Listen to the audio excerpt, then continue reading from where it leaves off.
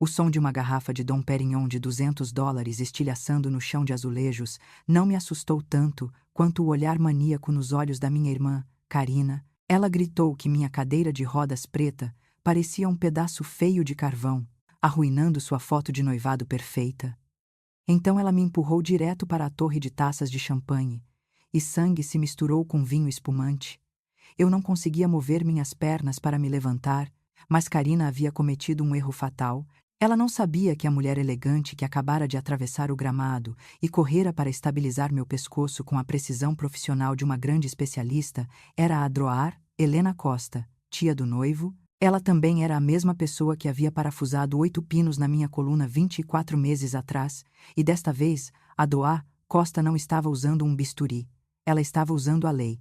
Mas estou me adiantando.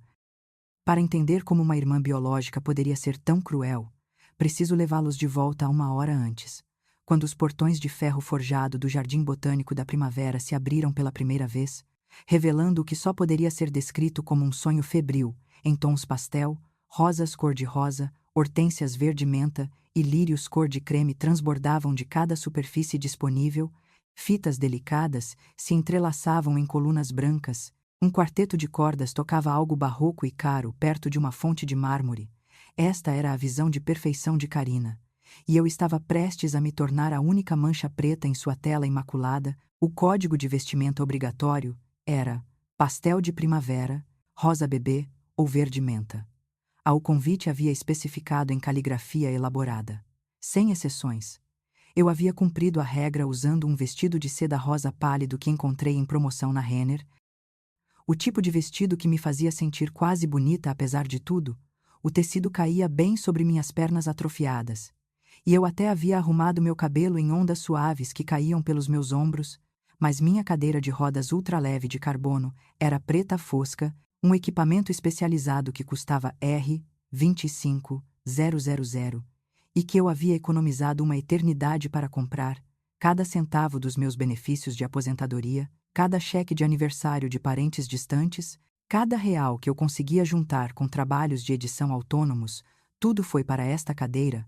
Ela pesava apenas 8 quilos e se movia como um sonho, comparada à pesada e desajeitada que o hospital me dera nos primeiros 6 meses após o acidente. Esta cadeira era minha liberdade, minha independência, minha capacidade de navegar pelo mundo sem pedir ajuda a cada 5 minutos. Não achei que Karina se importaria com a cor. Eu estava errada sobre muitas coisas naquela época. Eu me levei pela rampa de acesso, graças a Deus, o local realmente tinha uma, e procurei minha irmã na multidão. Ela estava perto da fonte de champanhe, uma visão em renda de marfim que provavelmente custou mais do que meus suprimentos médicos de um ano inteiro. Seu cabelo loiro estava preso em um coque elaborado, e sua maquiagem estava perfeita, digna de revista. Ela ria de algo que Marcos, seu noivo, havia dito. A mão repousando possessivamente em seu braço, Marcos era um bom rapaz, pelo que pude perceber nas 3 vezes em que o encontrei. Ele era arquiteto, calmo e gentil, com um sorriso fácil que parecia genuíno.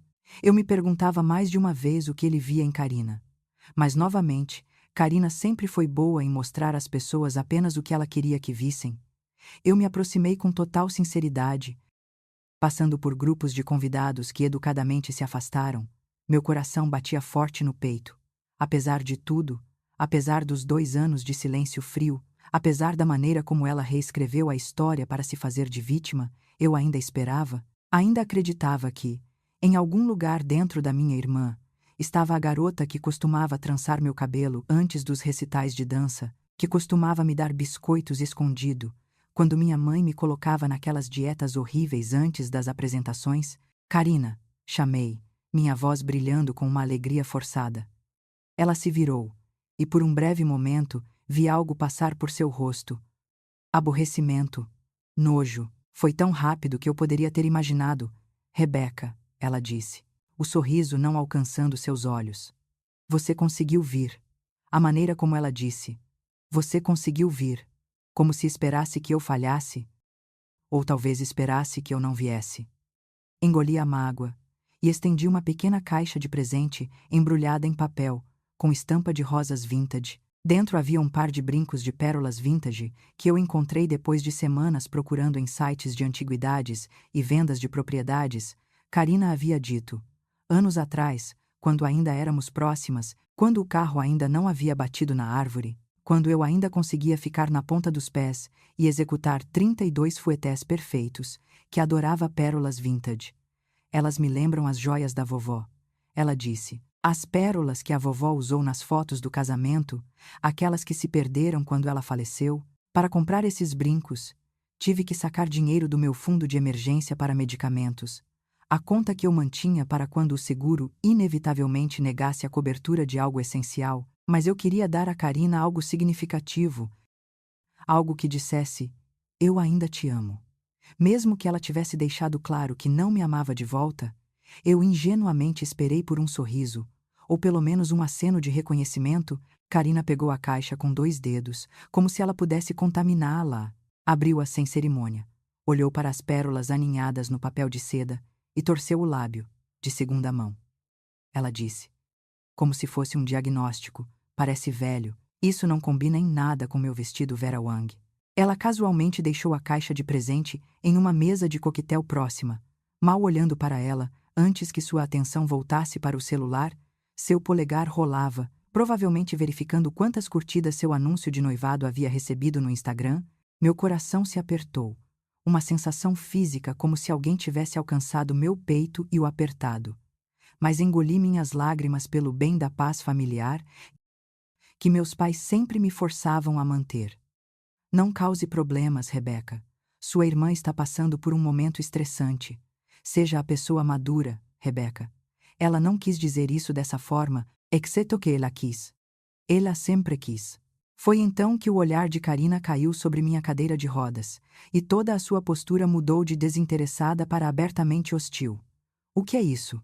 Ela sibilou, aproximando-se. Minha cadeira de rodas, eu disse lentamente, confusa com o veneno em seu tom. Karina, você sabe que essa cadeira preta escura parece a morte no jardim do Éden. Ela sussurrou, inclinando-se para que só eu pudesse ouvir. Seu hálito cheirava a champanhe. De propósito? Você fez isso de propósito? Não fez. Você não podia simplesmente me deixar ter um dia perfeito.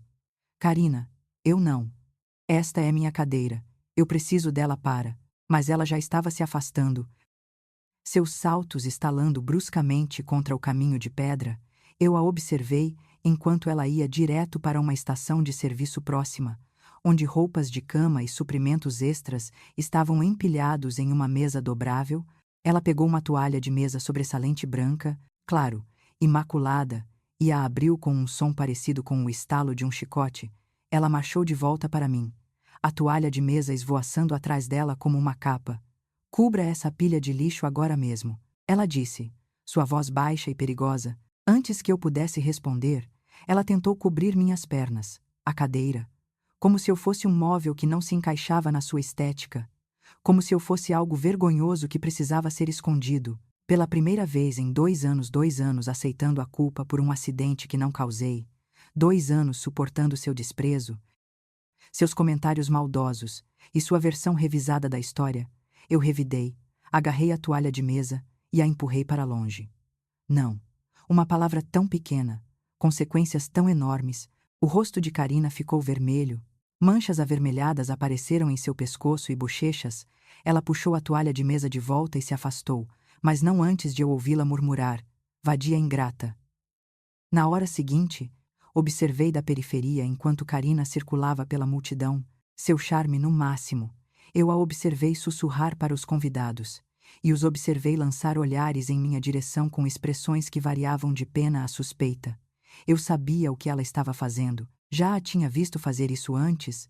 Ela estava controlando a narrativa, se adiantando a qualquer história que pudesse surgir da nossa interação. Mais tarde, eu descobriria exatamente o que ela estava dizendo às pessoas, que eu tinha síndrome de Munchausen, que eu adorava ficar naquela cadeira de rodas para ter pena, mas que na verdade estava bem, que o acidente de 2 anos atrás, o acidente que ela causou enquanto dirigia o jipe e trocava mensagens com seu ex-namorado antes de bater em uma árvore, não foi tão grave quanto eu fazia parecer, que eu era dramática, buscava atenção. ciumenta da sua felicidade.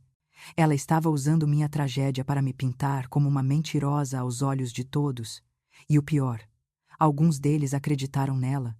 A festa de noivado continuava ao meu redor, como se eu fosse uma rocha em um riacho, convidados passando, ocasionalmente lançando um olhar, na maioria das vezes fingindo que eu não estava ali.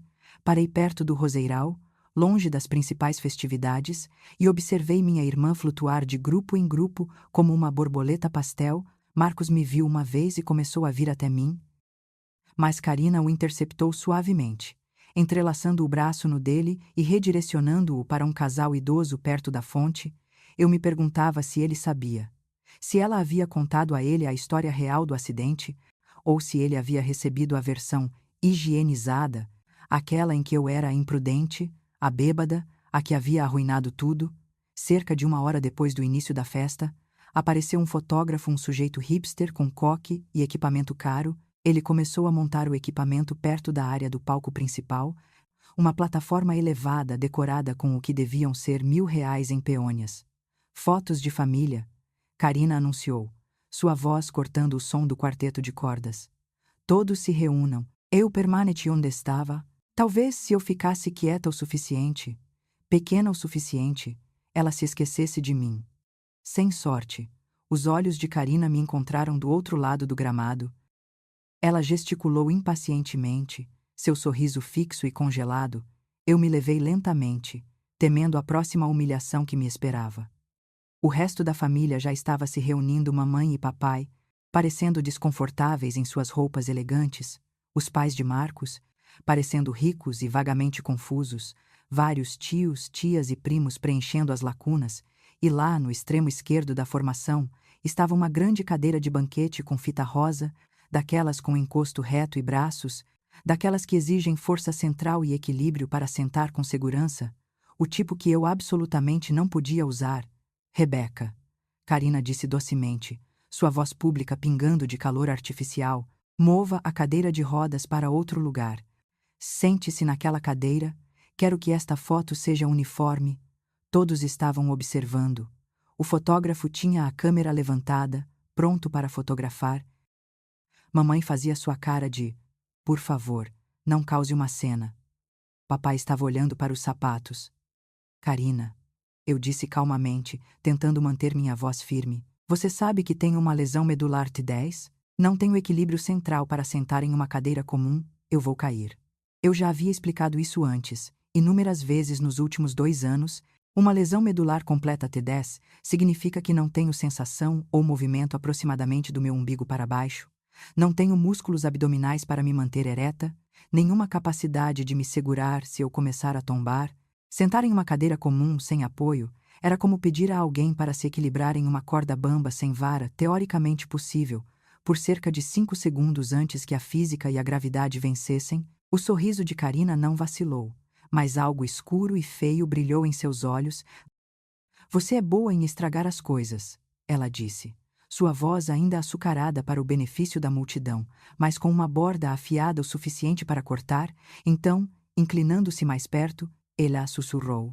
Você está com ciúmes porque estou me casando e você é uma inválida, certo? A palavra me atingiu como um tapa. Não porque eu nunca a tivesse ouvido antes. Eu a tinha ouvido de estranhos, de crianças, de idiotas bêbados em bares, mas nunca da minha própria irmã. Nunca de alguém que deveria me amar. Levante-se, sua falsa. Ela sibilou, e então me agarrou. A ação aconteceu tão rápido que me pegou completamente de surpresa. Karina usou as 2 mãos para me segurar sob minha axila esquerda e me puxou para cima com uma força que eu não sabia que ela possuía. O puxão foi violento, inesperado, me puxando para cima e para frente em um ângulo que imediatamente desequilibrou o pouco que eu tinha. Minhas mãos se esforçaram para alcançar os apoios de braço da minha cadeira, mas encontraram apenas o ar. O mundo inclinou-se de forma nauseante. Em sua fúria e pressa, Karina pisou na barra do seu próprio vestido longo. Eu a vi tropeçar, vi seus braços girarem como hélices enquanto ela lutava para manter o próprio equilíbrio. Seu aperto em mim se afrouxou, e então se soltou completamente enquanto ela se esquivava para trás, tentando não cair. Ela se recompôs.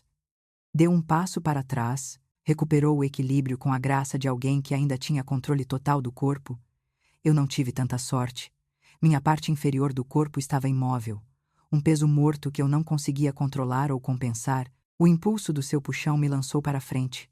Eu não tinha músculos nas pernas para me apoiar, nenhuma força central para me endireitar. Eu estava caindo. E não havia nada que eu pudesse fazer para impedir. A torre de champanhe estava diretamente à minha frente, uma elaborada pirâmide de taças de cristal, cada uma cheia de líquido dourado borbulhante, empilhadas em 7 níveis. Provavelmente custava mais do que o meu aluguel mensal. Definitivamente custava mais do que eu valia aos olhos de Karina. Eu a atingi com o ombro e o peito, e a estrutura inteira desabou. O som foi incrível, um estrondo em cascata de vidro quebrando, como sinos de vento feitos de violência. Centenas de cacos explodiram para fora. Senti-os cortar minhas mãos enquanto tentava amortecer a queda. Senti-os cortar meu rosto, meu pescoço, meus braços. Uma dor aguda floresceu em minha pele em dezenas de lugares. Minha cabeça foi jogada para o lado, atingindo o chão de azulejos com força suficiente para embaçar minha visão. A garrafa cara do topo da pirâmide, aquela Dom Perignon, de $200 que alguém havia colocado lá, como uma coroa caiu sobre meu ombro, com um baque pesado antes de rolar para longe. O sangue começou a se espalhar pelos azulejos brancos, misturando-se ao champanhe em um rosé grotesco. Meu vestido rosa estava encharcado, e eu não conseguia mais distinguir o que era vinho e o que era sangue. Minhas mãos pareciam ter passado por um triturador de papel, com cacos de vidro encravados nas palmas e nos dedos. O jardim inteiro ficou em silêncio mortal, sem música, sem conversas, apenas o som do champanhe ainda pingando da borda da plataforma e minha própria respiração ofegante. Eu estava ali, incapaz de me mover, com medo de me mover. Meu pescoço doía, minha cabeça zumbia, e em algum lugar acima de mim, ouvi a voz de Karina, aguda e histérica. Ai meu Deus, meu vestido de R25.000? Você arruinou minha festa. Não. Você está bem. Não, alguém a ajude. Levante-se agora mesmo. Eu não conseguia vê-la. Meu ângulo no chão me dava uma visão principalmente de pernas de cadeiras e rostos horrorizados. Mas eu podia ouvi-la perfeitamente. Pude ouvir a absoluta falta de preocupação, o foco narcisista em si mesma, em sua festa, em seu vestido. Alguém ofegou, várias pessoas começaram a se mover para a frente, para ajudar. Mas uma voz cortou o ar como uma faca. Parem, ninguém a toque. A voz era feminina, autoritária, o tipo de voz que você obedecia sem questionar.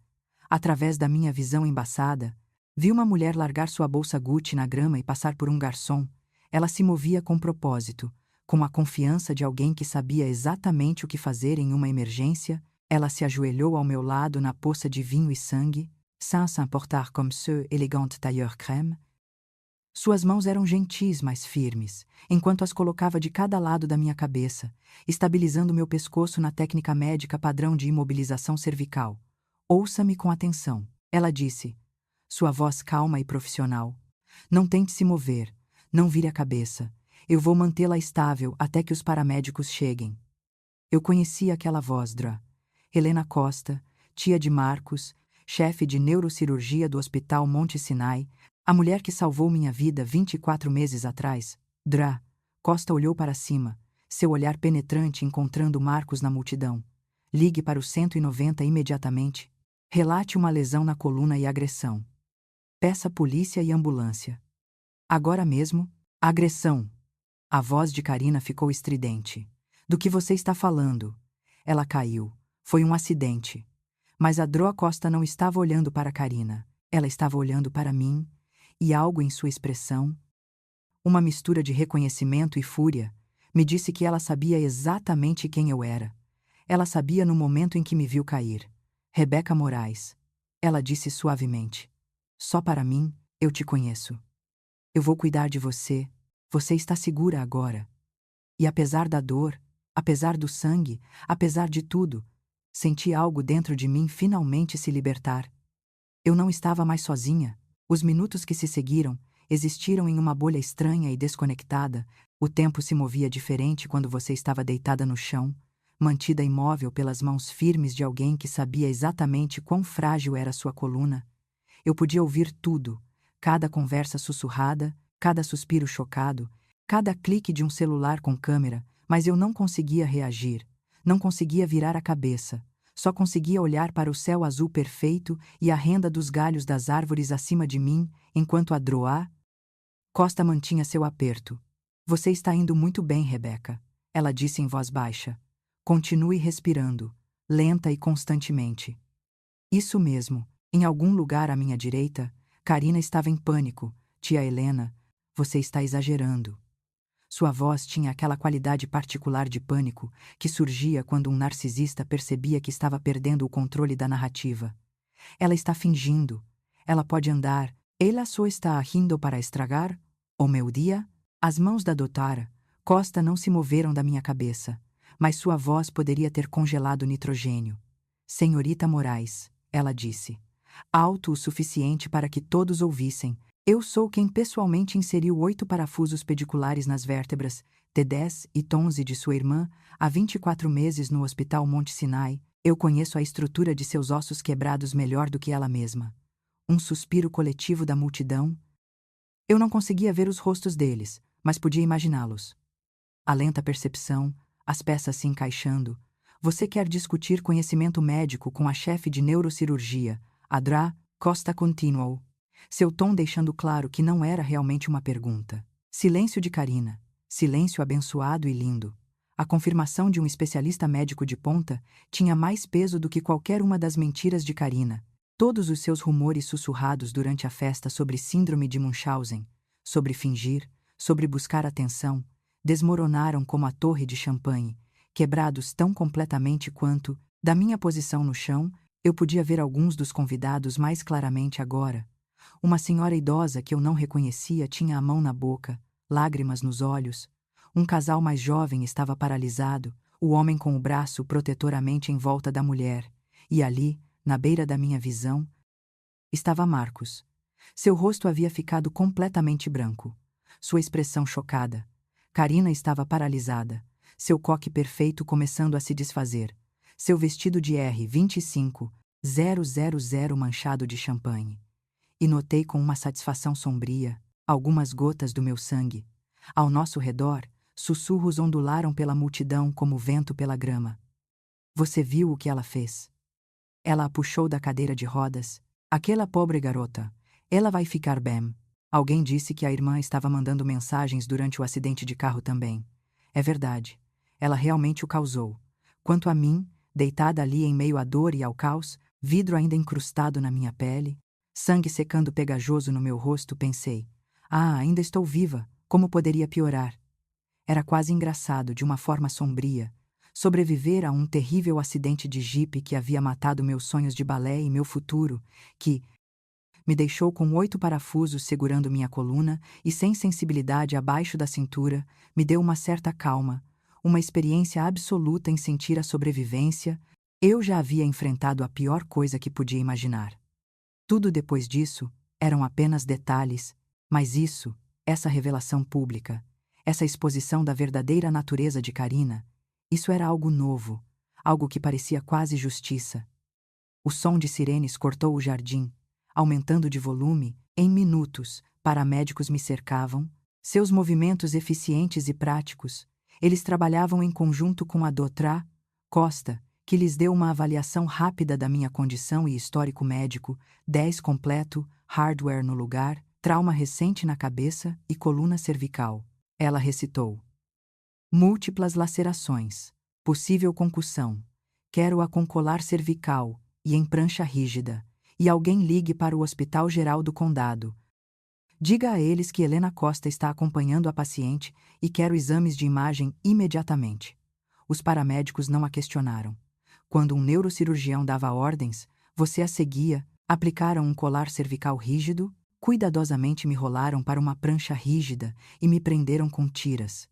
Cada movimento enviava novas ondas de dor pelas minhas feridas, mas eu mordi o lábio e permaneci em silêncio.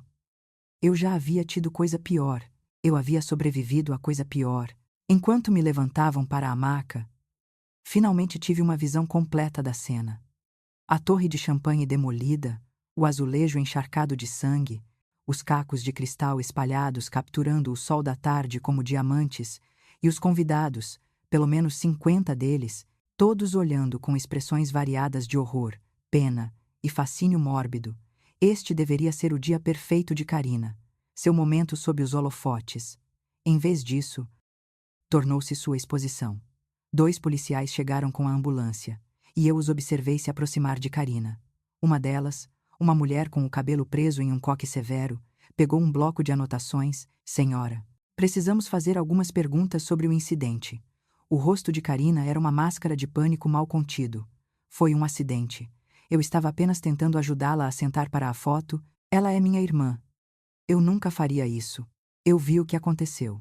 A voz veio de um homem mais velho em um terno cinza, alguém que eu vagamente reconheci como um dos associados comerciais de Marcos. Ele deu um passo à frente, sua expressão grave. Eu estava a menos de 2 metros de distância, ele disse, sua voz clara e firme.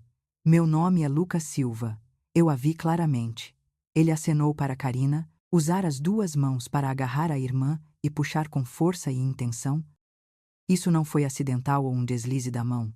Ela deliberadamente fez essa garota cair. Isso é agressão. O testemunho desse testemunho independente era uma evidência irrefutável, um observador imparcial, um empresário respeitado, alguém sem motivos para mentir e com todos os motivos para ficar fora do drama familiar. Suas palavras carregavam o peso da verdade. A expressão da policial se endureceu. Ela se aproximou de Karina. Senhora, dado o testemunho da testemunha e as lesões da vítima, a senhora precisa vir conosco à delegacia para ser interrogada sobre uma acusação de agressão. O quê? Não! Karina gritou recuando. Vocês não podem me levar. É minha festa de noivado, saiam de perto de mim. Ela deu um tapa na mão do oficial, histérica agora. Sua arrogância superando qualquer senso de autopreservação. Marcos, diga a eles para pararem. Senhora, pare de resistir. O oficial ordenou. Quando Karina tentou se virar e correr em direção à casa, os oficiais agiram instantaneamente. Eles a agarraram pelos braços, girando-a. As algemas se encaixaram e Karina começou a chorar. Não lágrimas delicadas que pudessem ser enxugadas com um lenço. Soluços feios e escorrendo que faziam sua máscara escorrer em rios pretos pelo rosto, seu magnífico vestido pastel, aquele que custou R$ 25, lim. Estava agora manchado de vinho e sangue e arruinado além do reparo. Enquanto a polícia a levava para a viatura, ela continuava olhando para Marcos, para nossos pais, para qualquer um que pudesse interceder, mas a multidão se abriu para ela como o mar vermelho, todos recuando para evitar serem associados à sua queda. Mais importante, Marcos permaneceu em silêncio. Ele não a defendeu, não discutiu com a polícia, não proclamou sua inocência, nem implorou para que a deixassem ir. Ele e sua família viraram as costas para Karina. Esse foi o momento em que percebi minha primeira libertação emocional. Ela não era mais intocável. Por 24 meses, Karina havia sido protegida pela narrativa familiar, pela insistência da mamãe e do papai para que mantivéssemos a paz, pela disposição deles em sacrificar minha verdade para o conforto dela, pela permissão do narcisismo dela e pela imposição do meu silêncio. Mas isso era público. Isso foi testemunhado, isso foi documentado, isso era finalmente real. Enquanto os paramédicos carregavam minha maca na ambulância, lancei um último olhar para o jardim botânico. O pesadelo pastel, agora salpicado de sangue e cacos de vidro, os convidados, chocados e sussurrando. Meus pais, abraçados, com os rostos pálidos, e Karina, sendo empurrada para a parte de trás de uma viatura policial. Seu dia perfeito estraçalhado tão completamente quanto aquela torre de champanhe. Doutora Costa, Helena subiu na ambulância comigo, ainda em seu tailleur creme manchado de sangue. Vou com você, ela disse, em um tom que não admitia argumentos. Vamos ter certeza de que você está bem. E então vamos ter certeza de que a justiça será feita. As portas da ambulância se fecharam, e partimos ao som de sirenes. Fechei os olhos e soltei um suspiro que não sabia que estava prendendo. Ela não era mais intocável. 2 dias após a festa de noivado, eu estava deitada em um quarto de recuperação particular no Hospital Geral do Condado de Charleston, com uma pulseira de protocolo de concussão no pulso e aproximadamente 30 pontos segurando minha pele. Os exames de imagem haviam voltado limpos, sem novos danos na coluna, graças a Deus, apenas as lesões nos tecidos moles e o traumatismo craniano. Adra Costa havia movido os pauzinhos para me conseguir o quarto particular, recusando-se a me deixar em uma enfermaria compartilhada onde os repórteres poderiam me encontrar, porque sim, havia repórteres. Noiva da sociedade agrediu irmã deficiente em festa de noivado, havia virado notícia local. Alguém tinha filmado tudo com o celular, e embora o vídeo estivesse tremido e cortasse pouco antes de eu atingir a torre de champanhe, ele mostrava claramente Karina me agarrando e puxando. As emissoras de notícias haviam borrado meu rosto, mas não o de Karina. Sua crise, sua prisão, seu vestido arruinado, tudo isso capturado em alta definição e compartilhado milhares de vezes. A história tinha tudo: riqueza, drama familiar, uma vítima deficiente e uma vilã em um vestido caro. A internet estava em festa. Eu deveria ter me sentido vingada, triunfante. Algo, em vez disso, senti-me principalmente cansada. A porta do quarto do hospital se abriu, e eu esperava uma enfermeira. Em vez disso, Marcos entrou, parecendo que não dormia há dias. Seu terno estava amassado, seu cabelo despenteado, e ele tinha aquele tipo de expressão assombrada que vinha de ter toda a sua visão de mundo estraçalhada. Rebeca, ele disse, sua voz rouca. Sinto muito. Eu não sabia. Juro por Deus que não sabia. Eu acreditei nele. Marcos era muitas coisas, mas não era um bom mentiroso. Se ele soubesse a verdade sobre Karina, sobre o acidente, sobre qualquer coisa, teria aparecido em seu rosto toda vez que ele olhasse para mim. Ela me disse que você estava bêbada. Ele continuou, puxando uma cadeira para perto da cama. Que você bateu o carro em uma árvore indo rápido demais, que você teve sorte de sobreviver, que ela tentou impedi-la de dirigir, mas você não ouviu, ele disse. Sua voz falhou. Ela disse que você a culpou para evitar assumir a responsabilidade. A história revisada, a versão higienizada, eu a tinha ouvido tantas vezes de meus pais que às vezes eu mesma quase acreditava. Eu não estava bêbada, eu disse baixinho. Eu não bebo. Nunca bebi. Bailarinas não bebem. Eu sei disso agora, Marcos disse. Eu sei de muitas coisas agora. A porta se abriu novamente e desta vez era a Adra Costa. Carregando uma pasta de papel pardo, ela havia trocado seu tailleur arruinado por roupas limpas, mas ainda parecia pronta para a batalha. Marcos, ela disse, acenando para o sobrinho. Bom, você está aqui, Rebeca. Tenho algo para mostrar a vocês dois. Ela abriu a pasta e tirou várias páginas. Registros médicos. Percebi.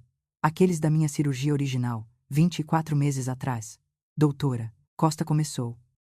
Sua voz assumindo o tom clínico de alguém apresentando evidências. Eu realizei uma cirurgia de fusão espinhal de emergência em Rebeca Moraes. Ela foi trazida de ambulância após um acidente de carro único. O veículo, um Jeep Wrangler, havia atingido uma árvore a aproximadamente 60 km por hora. Ela entregou uma página a Marcos. Este é o relatório toxicológico. Ele mostra o nível de álcool no sangue de Rebeca no momento do acidente. Marcos leu, seus olhos arregalados 0, completamente sóbria. O relatório policial indicou que a motorista, Karina Moraes, estava digitando mensagens enquanto dirigia. Ela perdeu o controle em uma curva. A expressão da Adra Costa estava esculpida em gelo. Rebeca estava no banco do passageiro. Ela nunca tocou no volante. Espere, Marcos disse. Karina estava dirigindo. Karina estava dirigindo. Eu confirmei. Ela estava trocando mensagens com o ex-namorado dela. O anterior a você. Eles estavam tendo algum tipo de briga sobre se tinham realmente terminado ou apenas dado um tempo. Ela continuava olhando para o celular em vez da estrada. Eu disse a ela para parar, para encostar, mas ela disse que tinha tudo sob controle. A memória era cristalina, preservada em detalhes perfeitos, o brilho azul da tela do celular, o polegar de Karina digitando furiosamente, minha própria voz dizendo: Karina, por favor, olhe para a estrada. O solavanco nauseante quando as rodas deixaram o asfalto, a árvore ficando cada vez maior no para-brisa. E então, nada além de dor e sirenes, e o conhecimento de que minha vida, como eu a conhecia, havia acabado. Por que você não contou a ninguém? Marcos perguntou, sua voz mal audível. Eu tentei. Eu disse. Quando acordei depois da cirurgia, contei aos meus pais o que aconteceu. Eles disseram. Eu parei. Engoli em seco. Eles disseram que arruinaria a vida de Karina se as pessoas soubessem que ela havia causado isso. Disseram que o seguro a processaria, que ela poderia ir para a cadeia, que eu precisava proteger minha irmã. Eles me convenceram a dizer que eu estava dirigindo, que eu havia perdido o controle. Meu Deus do céu! Marcos murmurou. Meus pais sempre protegeram a Karina, continuei. Quando éramos crianças, eram coisas pequenas. Ela quebrava algo, me culpava, e eles acreditavam nela. À medida que crescíamos, piorava. Ela roubava dinheiro da minha carteira, mentia para meus amigos, sabotava minhas audições de dança, escondendo meus sapatos ou me dizendo a hora errada. Mas eles sempre davam desculpas para ela. Ela estava estressada. Ela não quis dizer isso, eu estava sendo muito sensível. Adra. Costa fechou a pasta com um estalo seco. O que Karina fez naquela festa de noivado foi agressão. O que seus pais fizeram há 24 meses foi coerção e fraude de seguro. O prazo de prescrição não expirou para nenhum dos dois. Marcos parecia que ia vomitar. Eu quase me casei com ela. Eu quase. Ele colocou a cabeça nas mãos. Como eu não percebi. Narcisistas são excelentes artistas. Adroa, Costa disse. Não sem gentileza, eles mostram exatamente o que você quer ver, até que seja tarde demais. Sentamos em silêncio por um momento, o peso das revelações pairando sobre nós. Pude ver Marcos processando, reavaliando cada momento de seu relacionamento com Karina através dessa nova lente, perguntando-se sobre o que mais ela havia mentido, perguntando-se quem ela realmente era por baixo da atuação. A porta se abriu de repente, sem bater, sem aviso. Meus pais entraram como uma onda de tempestade, todos com as mãos agitadas e vozes altas. Rebeca. Mamãe agarrou minha mão, apertando com muita força. Oh, graças a Deus você está bem. Papai se posicionou aos pés da cama, sua expressão grave. Estávamos tão preocupados, viemos assim que soubemos. Eles não tinham visitado ontem, não tinham ligado para saber de mim. Mas agora que Karina precisava de algo, lá estavam eles. Precisamos que você faça algo, mamãe disse. Seus olhos vermelhos, mas secos, sem lágrimas de verdade, notei. Apenas a performance do choro. Lá vem, pensei. Rebeca, por favor, retire as acusações, papai disse. Ligue para a polícia e diga que você escorregou. Diga que sua irmã estava apenas tentando ajudá-la a sentar. Se você não processar, eles liberarão sua irmã. Lá estava, o pedido. A demanda disfarçada de súplica. Mamãe apertou minha mão novamente. Seu aperto quase doloroso. Ela é sua irmã. Rebeca. A família protege a família. Você sabe que ela não quis fazer isso. Ela estava apenas estressada com o casamento, e você sabe como você pode ser. Como eu posso ser? Repeti secamente. Você sabe o que quero dizer? Difícil, teimosa. Você insistiu em trazer aquela cadeira de rodas preta quando ela pediu a todos para manter as coisas leves e bonitas. A cadeira de rodas que eu preciso para me mover, eu disse. Bem, sim. Mas você poderia ter se esforçado mais para combinar com o esquema de cores, talvez colocar algumas fitas nela, ou algo assim, e então se recusar a sentar na cadeira para a foto quando ela estava apenas tentando incluir. Lá, eu tirei minha mão do aperto da mamãe. Ela me agrediu. Há vídeo. Há testemunhas. Testemunhas podem se enganar, papai disse rapidamente. Tudo aconteceu tão rápido. As pessoas veem o que querem ver. Este foi o momento da falsa derrota. Deixei minha expressão desmoronar. Deixei-me parecer fraca e oprimida. Sacudi a cabeça cansada, fingindo desamparo. Mamãe, papai, eu disse. Minha voz fina e cansada. Não se trata mais do que eu quero. A polícia tem o vídeo, as testemunhas, o relatório do médico legista. Este é um caso criminal entre o Estado e Karina. Eu não sou a juíza. Não controlo o que acontece agora. Era verdade, tecnicamente. Uma vez que as acusações de agressão eram apresentadas pelo Estado, a vítima não podia simplesmente fazê-las desaparecer, mas meus pais não entendiam o sistema legal bem o suficiente para saber disso. Eles achavam que tudo podia ser resolvido com as palavras certas, a pressão certa, a manipulação certa. Meus pais trocaram olhares e pude ver as engrenagens girando. Eles achavam que eu estava impotente, que o problema residia apenas nas testemunhas e na lei, não na minha vontade. Eles achavam que haviam encontrado uma brecha. Nós entendemos, mamãe disse, acariciando meu braço com simpatia forçada. Você está cansada. Você passou por muita coisa. Nós vamos deixá-la descansar. Eles foram embora sem perguntar como eu me sentia, sem pedir desculpas pelo que Karina havia feito, sem reconhecer que sua filha favorita havia agredido publicamente sua outra filha em uma festa de noivado. Marcos, que havia permanecido em silêncio durante a visita, olhou para a porta fechada. Eles estão falando sério. Ele perguntou. Eles querem que você minta por ela, depois de tudo. Eles sempre querem que eu minta por ela. Eu disse simplesmente. A Dra Costa, que também havia permanecido quieta, agora se dirigiu à janela, pegou o celular e fez uma ligação. Ricardo, Helena Costa. Preciso que você faça algo por mim. Há uma testemunha em um caso de agressão, o incidente da festa de noivado, sobre o qual você tem ouvido falar. Sim, esse mesmo. Preciso que você se certifique de que ele conheça seus direitos e suas proteções. Alguém pode tentar convencê-lo a mudar sua declaração. Ela desligou e se virou para nós. Ricardo é meu advogado. Ele vai garantir que nossa testemunha entenda o que é a adulteração de testemunho e como denunciar se alguém tentar. Você acha que eles vão tentar? Marcos perguntou. Eu sei que vão, eu disse. Eles estão desesperados. Karina está enfrentando acusações sérias. Quão sérias? Marcos perguntou. A Dra Costa pegou algo no celular. Agressão e lesão corporal causando dano físico à pessoa com deficiência.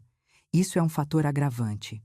Com a prova em vídeo, o testemunho da testemunha e as lesões documentadas de Rebeca, a promotoria está falando em uma possível pena de 10 anos. Marcos empalideceu. 10 anos. Ela empurrou uma mulher paraplégica em uma torre de vidro. A Dra Costa disse friamente. Ela poderia ter matado-a. Poderia ter seccionado a medula espinhal de Rebeca completamente. 10 anos é apropriado. O silêncio se instalou na sala. Fechei os olhos, sentindo o peso da exaustão me puxando para baixo. Os analgésicos que me deram estavam deixando tudo suave e embaçado nas bordas. Descanse. A Dra Costa disse gentilmente. Vou me certificar de que ninguém a incomode esta noite. Adormeci, e pela primeira vez em 2 anos, não sonhei com o acidente. Na manhã seguinte, acordei com vozes abafadas do lado de fora da minha porta. Reconheci o tom agressivo e exigente do meu pai, e uma voz mais calma respondendo. Eu não consegui entender as palavras, mas depois de alguns minutos, a voz do papai sumiu. Marcos apareceu na porta, com um olhar sombrio. Seus pais estiveram aqui, ele disse. O segurança os mandou embora. A Dra Costa deixou instruções de que apenas visitantes aprovados poderiam entrar. O que eles queriam? Falar com você? Marcos disse. Ele puxou uma cadeira e se sentou pesadamente. Rebeca. Eles me pediram para fazer algo inconcebível. Eu esperei. Eles querem que eu convença a testemunha a mudar sua história. O homem que viu Karina te agarrar. O nome dele é Lucas Silva. Ele é meu parceiro de negócios. Seus pais, de alguma forma, descobriram sobre nossa conexão. As mãos de Marcos estavam cerradas em punhos. Eles me pediram para conversar com ele, para sugerir que talvez ele tivesse se enganado no que viu, que talvez ele estivesse muito longe para realmente saber, que talvez fosse melhor para todos se ele simplesmente dissesse que não tinha mais certeza. E eu perguntei. Embora já soubesse a resposta, eu disse a eles para saírem do meu caminho. Marcos disse. Eles entendem o que me pediram para fazer. Isso é adulteração de testemunho. Isso é um crime federal. Eu poderia perder minha licença, minha carreira, tudo. Ele olhou para mim com algo como horror. Eu não sabia que toda a sua família era tão podre. Não toda a minha família, eu disse baixinho. Apenas a maior parte.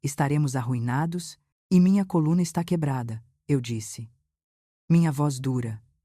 Minha carreira se foi.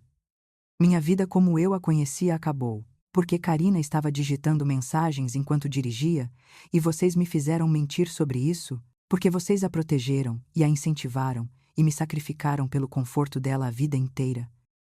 Nós fizemos o que achávamos melhor para a família. Mamãe sussurrou. Vocês fizeram o que era mais fácil para Karina. Eu corrigi. Sempre fizeram, e agora vocês terão que decidir o que é mais importante: o fundo de aposentadoria de vocês, ou a liberdade da filha de vocês. O rosto do papai ficou vermelho. Você realmente vai fazer isso? Você realmente vai destruir sua própria família? Eu não estou destruindo nada, eu disse.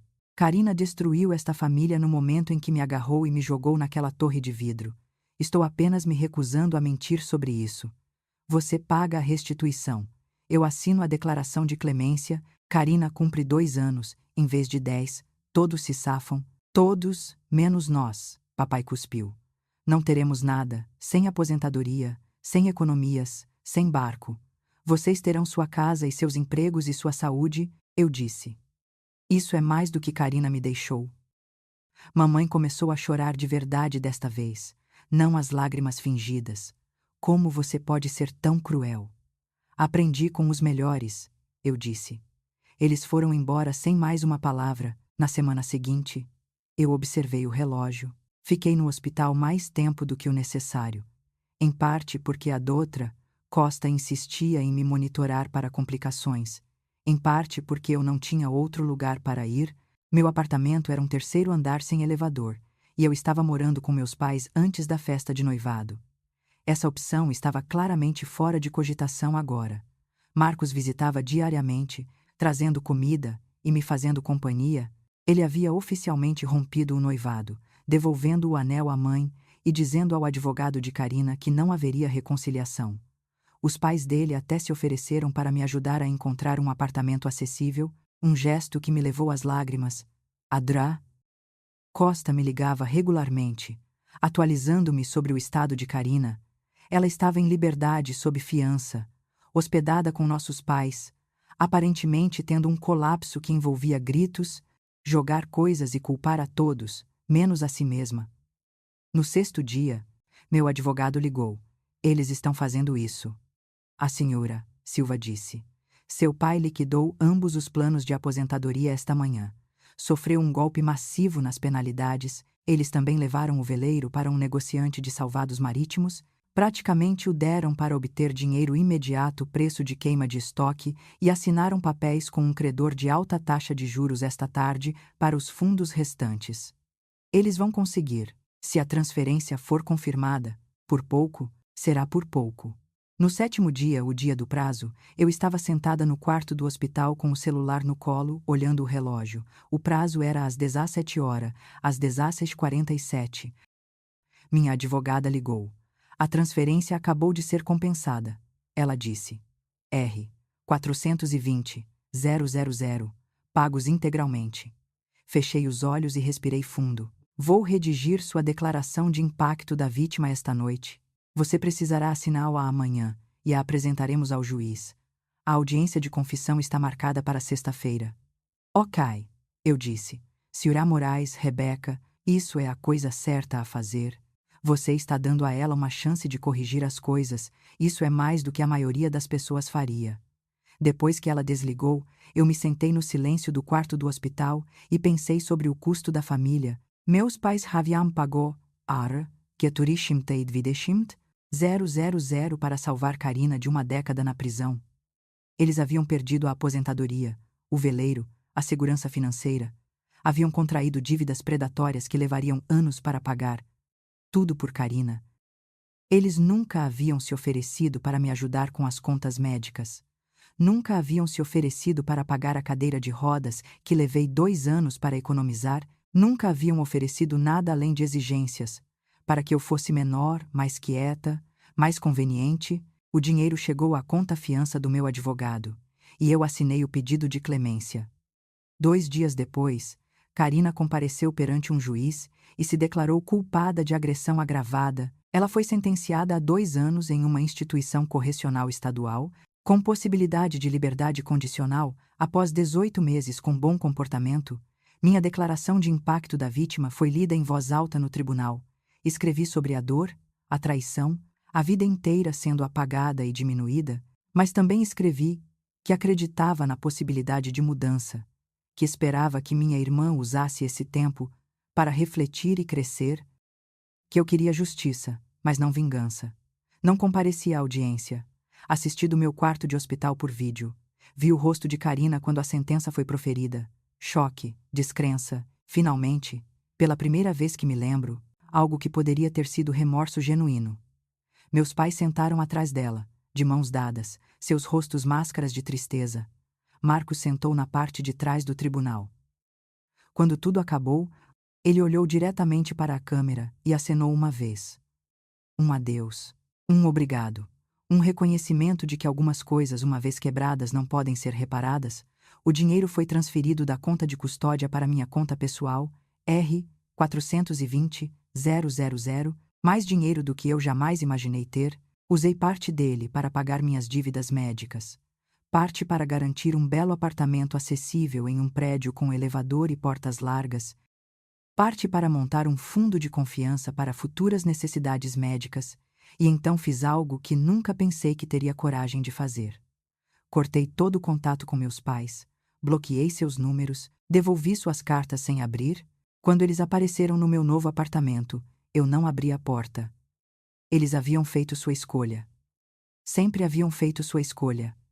Agora, eu estava fazendo a minha. Peguei aquele dinheiro e comecei uma nova vida. 18 meses se passaram desde que o martelo do tribunal caiu. E hoje, estou sentada em uma praia ensolarada no sul da França. Pela primeira vez em 42 meses. Não sinto que estou me afogando. O Mediterrâneo se estende à minha frente. Incrivelmente azul, o tipo de cor que não existe em Charleston. A areia está quente sob minha mão esquerda, onde me apoiei contra a cadeira de rodas. Minha cadeira de carbono preta fosca. A mesma que Karina tentou esconder sob aquela toalha de mesa, agora está orgulhosamente sob a luz do sol. Não estou mais me escondendo. O dinheiro da restituição de R$420.000 mudou tudo. Não porque o dinheiro cura, a paralisia não cura, e quem disser o contrário está vendendo algo, mas porque me deu escolhas. Escolhas reais. Não as migalhas que minha família costumava me oferecer, com seus sorrisos de pena e suas promessas de talvez no próximo ano. Rebecca, usei uma parte significativa para financiar um tratamento experimental no Instituto de Pesquisa em Neurociência de Zurique. Tecnologia de implante de chip neural de ponta, o tipo de coisa que deixa os neurologistas excitados ou céticos, com muito pouco meio termo. Adra Costa. Que Deus abençoe seu coração pragmático. Me deu as informações de contato com um simples vale a pena tentar, sem garantias. Mas a pesquisa é promissora. O resultado médico não foi um momento milagroso de levantar e andar como se vê nos filmes. A recuperação nunca funciona assim. Não importa o que o Hallmark Channel diga a você. Mas 3 semanas atrás, durante um dos meus exercícios de visualização focada, algo aconteceu. Meu dedão direito do pé se contraiu, apenas ligeiramente, mal 1 milímetro de movimento, mas eu senti uma corrente formigante de eletricidade que desceu minha panturrilha, seguindo vias neurais que estiveram escuras e silenciosas por 42 meses agonizantes. A primeira sensação real, abaixo da minha lesão T10, desde que o Jeep capotou. Eu havia olhado para o meu pé por 1 minuto inteiro, convencida de que tinha imaginado. Então eu fiz de novo, e de novo. Cada vez, aquele pequeno espasmo, aquele sussurro de reconexão entre meu cérebro e meu corpo. Rebecca, você viu isso, Mari. A mulher de 35 anos sentada na cadeira de praia ao meu lado, estava observando durante um dos meus exercícios ontem. Quando meu dedo se moveu, ela gritou de alegria, saltando do assento para segurar meus ombros. Ela me abraçou tão forte que não consegui respirar, chorando ainda mais alto que eu. Mari, minha família escolhida. Eu a conheci no Instituto de Pesquisa na Suíça. Ela era voluntária lá, ajudando pacientes a navegar pelo sistema médico estrangeiro, traduzindo o jargão médico alemão para um inglês compreensível. E, em geral, sendo o tipo de ser humano que restaura sua fé na humanidade, Ela me contou que cuidou de sua irmã paralítica por 10 anos antes que ela morresse de complicações. Quando me conheceu, Mari disse que eu a lembrava de sua irmã. A mesma determinação teimosa, o mesmo humor negro sobre nossas circunstâncias, a mesma recusa em ser definida por nossas limitações. Para mim, Mari preencheu um vazio que eu nem sabia o quão desesperadamente precisava preencher. Ela se tornou a irmã carinhosa, compreensiva e protetora que nunca tive. A irmã que Karina nunca poderia ser. Meu telefone vibra na bolsa pendurada na minha cadeira de rodas. Quase o ignoro. Fiquei boa em ignorar coisas que não me servem, mas algo me faz verificar. Um e-mail da mamãe, a linha de assunto está vazia, mas há um anexo, uma foto de uma carta manuscrita. Meu estômago se aperta enquanto a abro. A caligrafia é de Karina, ainda aquela caligrafia perfeita de escola católica. Mesmo depois de 2 anos na prisão, ela foi libertada antecipadamente na semana passada por bom comportamento. De acordo com a breve mensagem da mamãe, Karina se recusou a voltar para a casa de nossos pais. Em vez disso, ela encontrou uma pequena cidade em algum lugar do interior, conseguiu um emprego como garçonete em uma padaria e aluga um apartamento minúsculo em cima de uma loja de ferragens. A carta em si é curta. Rebeca, sinto muito por ter tirado suas pernas e o sonho da sua vida. Não espero que você me perdoe. Os dias na prisão me ajudaram a entender o quão terrível eu fui. Estou aprendendo a ser um ser humano decente do zero. Viva bem. Rebeca. Li 2 vezes. Depois uma terceira. Meu coração se sente leve. Não por causa do pedido de desculpas, palavras são baratas. E as palavras de Karina sempre foram as mais bonitas quando menos significavam. Mas porque percebo, sentada aqui com o sol no rosto e Mari cantarolando ao meu lado, que não me importo mais, sem mais ressentimento queimando no meu peito, sem mais imaginar o que eu diria a ela se a visse novamente, sem mais raiva me mantendo acordada à noite, mas também sem necessidade de me reconectar, sem obrigação de reconstruir algo que nunca realmente existiu. Karina está aprendendo a ser um ser humano decente, bom para ela. Ela pode fazer isso sem mim. Desligo o celular e o jogo na minha bolsa, deixando o passado exatamente onde ele pertence. Mari, eu digo, sorrindo para ela. Vamos tomar sorvete. Por minha conta. Mari ri. Aquele som encorpado e alegre que faz estranhos se virarem e sorrirem. Ela se levanta, movendo-se atrás da minha cadeira de rodas. Vamos, irmãzinha. Ela me empurra pela trilha costeira, e nossas risadas se misturam ao som das ondas do oceano. A brisa tem gosto de sal e liberdade. Esta é minha verdadeira família. Esta é minha verdadeira vida. E, que diabos, é bon demain.